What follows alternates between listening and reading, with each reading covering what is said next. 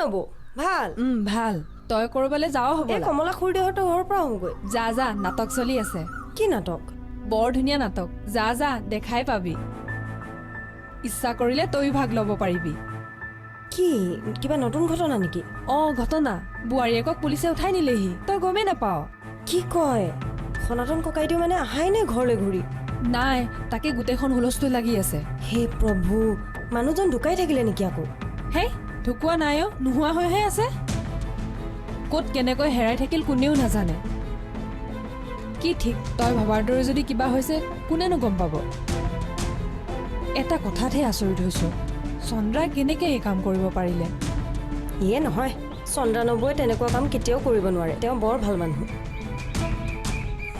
সমস্যা হ'ল নহয় কি সমস্যা গ'লেও বিপদ নগ'লেও বিপদ যাবলৈ আহিছ গৈ আহ শুনি আছোন শাহুৰেকে চন্দ্ৰাক কি শুনাই আৰু আমাকো কবিহি ইমানকৈনো কি ভাবি আছ নাযাওঁ নেকি যা গ'লেহে গম পাবি লগতে টকা দুটাও সৰকাব পাৰিবি বুজিছ গৈ আহো দিয়ক এতিয়াহে জমিব শাহুৱেক বোৱাৰীয়েকৰ মাজত যিখনহে লাগিছে কাউৰী শগুনো চাগে পলাব চন্দ্ৰা তই এইবোৰ কাম কৰিবলৈ ক'ত সাহস পালি কাৰ অনুমতি লৈ তই গোসাঁই ঘৰ মুচিবলৈ আহিছ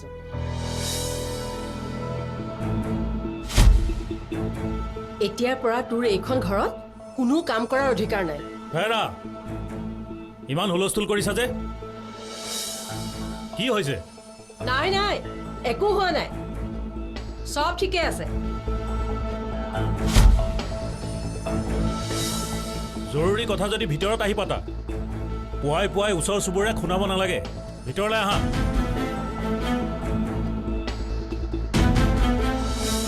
আৰু এখোজো নিদিবি তই যিবোৰ কাম কৰিছ সেইবোৰ কেৱল ভুলেই নহয় সেইবোৰ অপৰাধ আৰু তোৰ এই অপৰাধবোৰ এতিয়া পাপত পৰিণত হৈছে মই কি কৰিলো মা যাৰ বাবে আপুনি চুপ মনে মনে থাক তই নিজকে এবাৰ প্ৰশ্ন কৰি চাচোন তই কেনেকুৱা ধৰণৰ তিৰোতা তোৰ চৰিত্ৰৰ দুখ নথকা হলে থানাৰ লকাপতটো কেনেই ৰাখি থলেহেঁতেন নে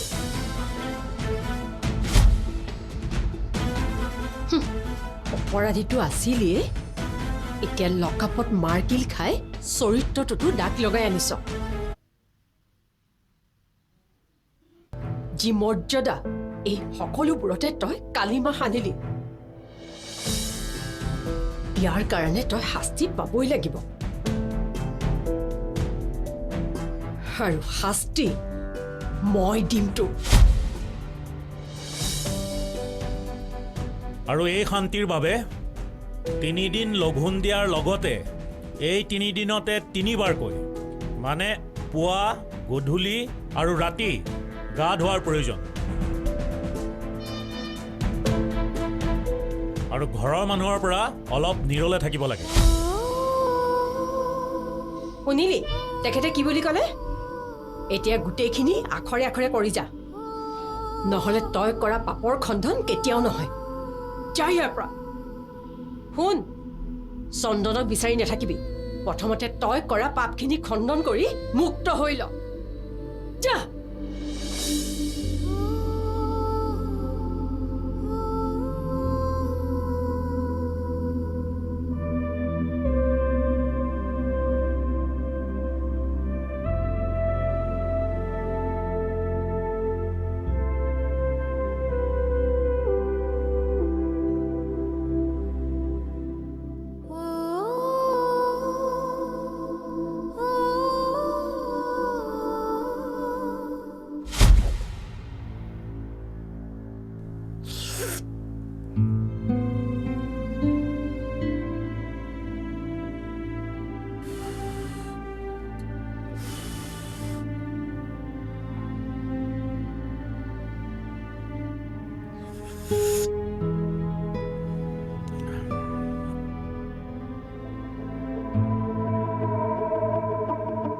ইমান বেয়াকে ক'ব পৰা নাই কিয়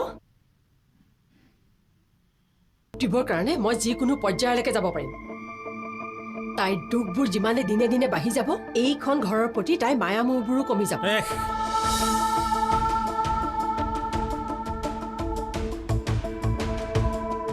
হাজাৰ হ'লেও তাই এইখন ঘৰৰ বোৱাৰী তাইৰ লগত যদি এইবোৰ হৈ থাকে সমাজতে আমাকে হাঁহিব কি এইষাৰ কথা আপুনিয়ে কৈছেনে তাইৰ ভাল হোৱাটো আপুনি কেনেকৈ ভাবিব পাৰিলে অকমান আগতেতো এনেকুৱা ব্যৱহাৰ কৰিবলৈ আপুনি ওচতাই আছিল এতিয়া আপোনাৰ কথাৰ সুৰ সলনি হ'ল যে কিয়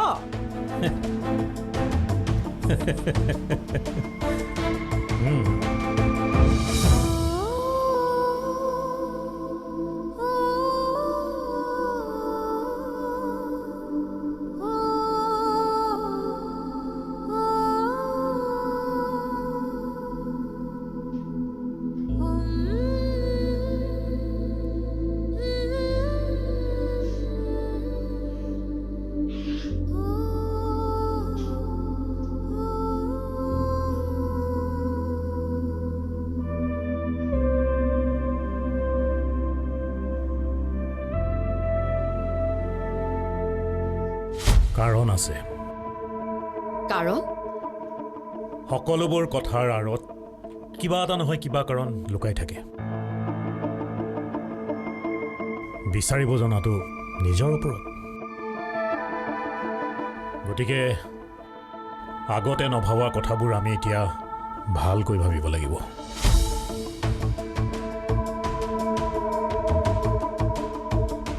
আকৌ যদি এইখন ঘৰলৈ পুলিচ আহিবলগীয়া হয় চাৱা কিন্তু আমাক এটা এটাকৈ ইয়াৰ পৰা উঠাই লৈ যাব এবাৰতো সন্মান গৈছেই এবাৰ গাঁও এৰি পলাবলগীয়া হ'ব কাৰ সাহস আছে আমাক এইখন গাঁৱৰ পৰা খেদি পঠিয়াবলৈ আমাৰ কাৰণে যদি কাৰোবাৰ কিবা সমস্যা হয় নিজে আঁতৰি যাব কমলা মনত ৰাখিবা আমি এখন সমাজত জীয়াই আছো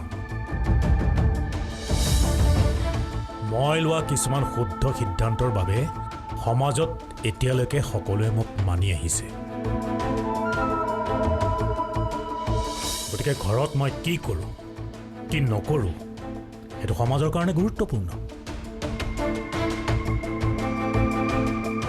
বাহিৰৰ কথাটো বাদেই দিলোঁ গতিকে আমি যি কৰোঁ ভাবি চিন্তি কৰিলে আমাৰ বাবেই মংগল আৰু চন্দ্ৰাৰ লগত আমি বেয়াখিনি কৰিমেই কিন্তু এনেকৈ কৰিম যাতে সমাজত ক'তো তাই অকণমানো ঠাই বিচাৰি নাপায়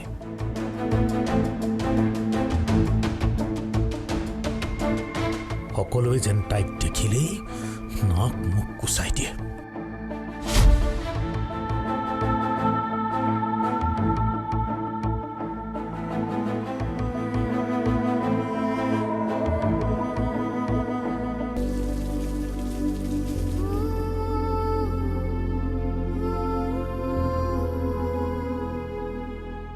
মা তই মই বাটৰ পৰা পঠিয়াই দিলি কিয়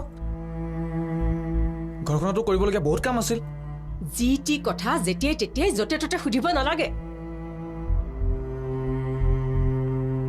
মই অময়াক বিশেষ কাৰণ এটাৰ কাৰণে পঠিয়াই দিলোঁ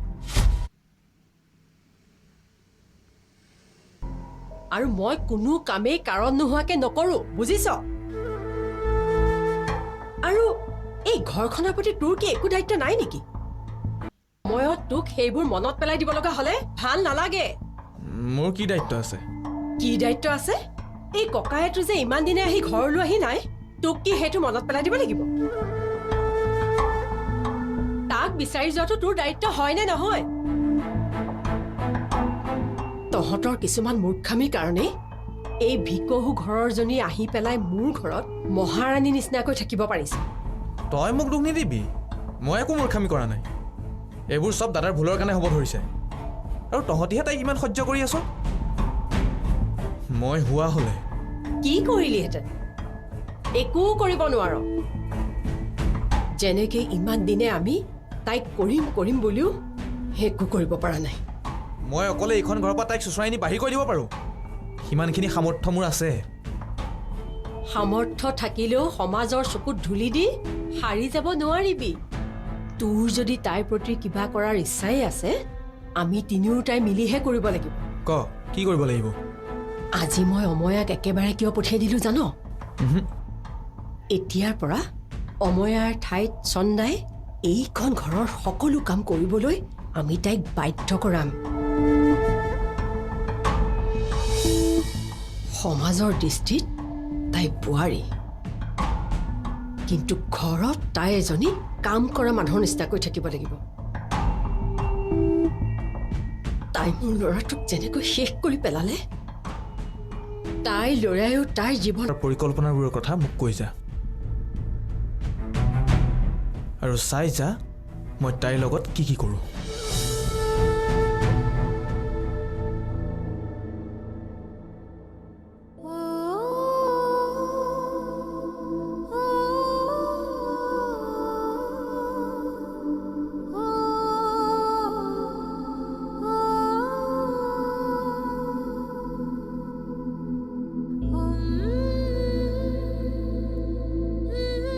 চন্দন, চন্দন, শুন। মা, গামোচাখন লৈ আছোন।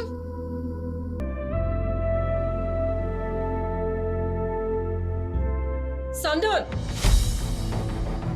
কলৈ আহিছ? ভিতৰলৈ মাৰক নুচবি। মা।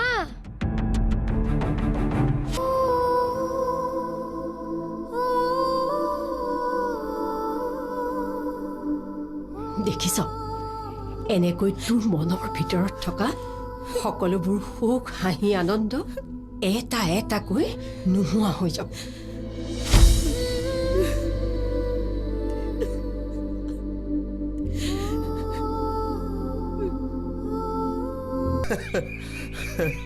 হাঁহিলি যে, মই কিবা অদৰকাৰী কথা কৈছো নেকি? তই বহুত ভাবিছ। মই এইবোৰত মূৰ ঘুমাব নোৱাৰো দেই। কিয়? কি কিয়? চা, আমি হ'লো গাঁৱলীয়া মানুহ। সুৰমূৰকৈ আমি এইবোৰত সোমাব নোৱাৰো নহয়।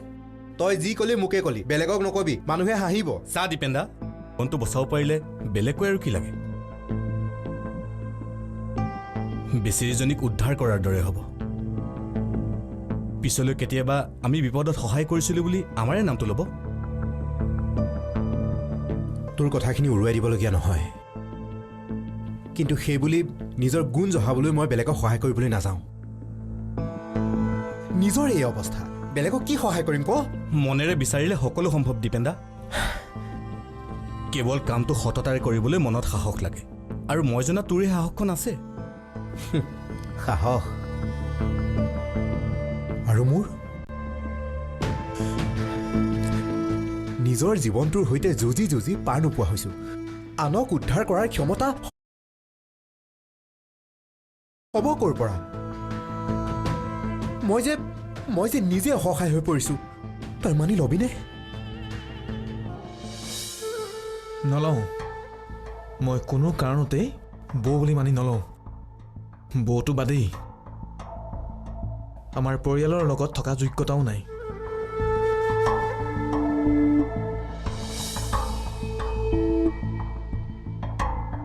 তুমি মানা বা নামানা, কিন্তু আজিও মই তোমাৰ ককাইৰ পত্নী।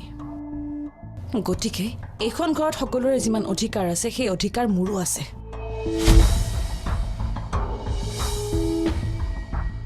আজি তুমি মোক যি অপমান কৰিলা, আগলৈ নকৰিবা। তোমাৰ ককাইৰে গম পালে কিন্তু হাত সাবটি বহি নাথাকিব। দাদাৰ কথা ক'ব আহিছা? তাক দেখোন নিজেই খেদি পঠিয়ালা, এতিয়া আকৌ তাৰে গুণ বসা নিছা।